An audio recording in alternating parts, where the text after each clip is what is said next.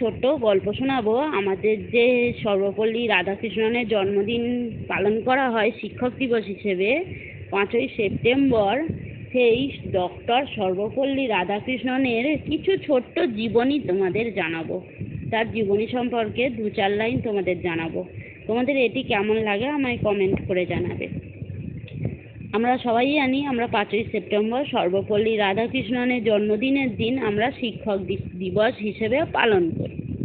তো এই ডক্টর সর্বপল্লী রাধাকৃষ্ণন তামিলনাড়ুর মাদ্রাজের তিরুতালি নামক শহরে 1888 খ্রিস্টাব্দের 5ই সেপ্টেম্বর এক নিম্ন মধ্যবিত্ত তেলেগু ব্রাহ্মণ পরিবারে জন্মগ্রহণ করেন।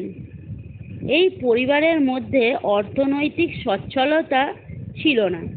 তিরুতালি শহরেই তার প্রাথমিক বিদ্যা সমাপ্তি হয়েছিল।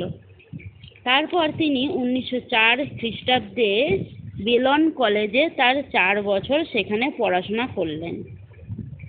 1904 থেকে 1908 খ্রিস্টাব্দ পর্যন্ত তিনি ছিলেন মাদ্রাজ খ্রিস্টান কলেজের এক কৃতী ছাত্র হিসেবে। রাধাকৃষ্ণন মাদ্রাজ কলেজে বিএ পরীক্ষায় প্রথম স্থান অধিকার করেন। তারপর তাকে ডক্টর সেমির স্বর্ণ পদক ঘোষিত করা হয়।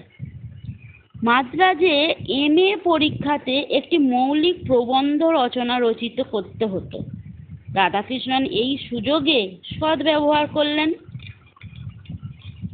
তিনি বেদান্তিক নামে একটি অসাধারণ প্রবন্ধ রচনা করলেন এবং বিশ্ববিদ্যালয়ে এই প্রবন্ধটি জমা দিলেন। তখন তার বয়স মাত্র 20 বছর। 1911 খ্রিস্টাব্দে রাধাকৃষ্ণন লরিয়েট ইন টিচিং উপাধি লাভ করেন। 1119 খ্রিস্টাব্দে মাদ্রাজে প্রেসিডেন্সি কলেজে পুরোপুরি শিক্ষক বৃত্তি উপার্জন করেছিলেন। রাধাকৃষ্ণন পৃথিবীর অনেক কলেজে ভাষণ দিয়ে অনেক কৃতিত্ব লাভ করেছিলেন।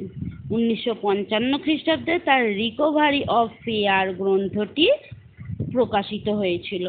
1956 খ্রিস্টাব্দে ইস্ট অ্যান্ড ওয়েস্ট বের হয়। 1962 খ্রিস্টাব্দে তিনি ভারতের দ্বিতীয় রাষ্ট্রপতি পদ গ্রহণ করেছিলেন এবং 1967 সালের 9ই মে তিনি রাষ্ট্রপতি পদ থেকে অবসর গ্রহণ করেন। তারই জন্ম 1888 খ্রিস্টাব্দ 5ই সেপ্টেম্বরকে আমরা শিক্ষক দিবস হিসেবে পালন করি। আমরা সবাই জানি এটা।